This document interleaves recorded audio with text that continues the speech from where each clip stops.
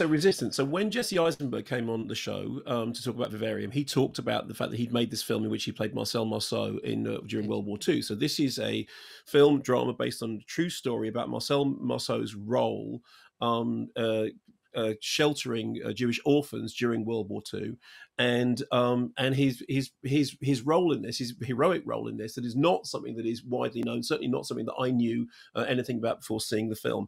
Here's a quick clip. Why are we here? Fighting a war we can't win. When we could be taking orphan children to another country before the Nazis get to them.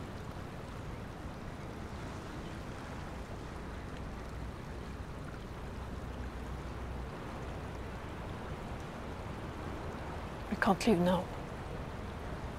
What can we truly accomplish? We can fight back. We found homes for the children, safe places. No place is safe for them as long as they're in a country that's occupied by Nazis. And the little fighting that we can do... We can slow them down, and we can make it impossible for them in France. There's no way he's French, Mark. There's no way that's French.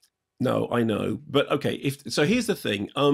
What then happens is he makes a connection with the children because of the fact that he has these miming and clowning skills. So there's a kind of an echo of Life is Beautiful, the Roberto Benigni film, and then it leads up to this journey in which he takes a group of children, en route to Switzerland, being pursued by Klaus Barbie.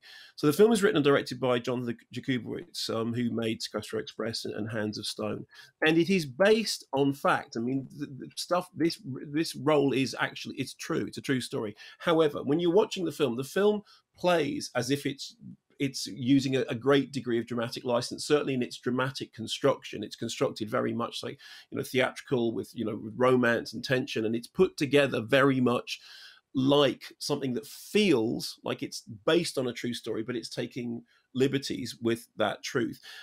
For me, the thing that I was least convinced by was the use of mime, the use of clowning, which they clearly want to be a kind of centrally redemptive feature of the story. And partly it's because it's very, very hard for anybody to do Marcel Marceau anyway.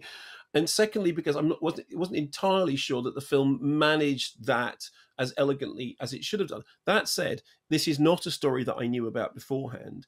And despite the fact that there is, the film itself is dramatic and theatrical, there is an argument that, Marcel Marceau's chosen medium was theatre. The film begins with this thing in which Ed Harris's General Patton basically stands before his troops and starts to tell the story, which is kind of theatrical framing device. So it's almost as if the film is making reference to the fact of Marceau's theatricality. I thought as a film it wasn't brilliant, but it was still gripping and had many set pieces in it that worked very well. And I, having gone in knowing nothing about this story, I came out wanting to know more. So it's flawed. It's not perfect. It is flawed, but it is a really fascinating and uplifting story. And there are individual elements of it that work really strongly, even though the film itself does have a very theatrical air. And I think perhaps I wanted something different than that. But it's definitely compulsive viewing.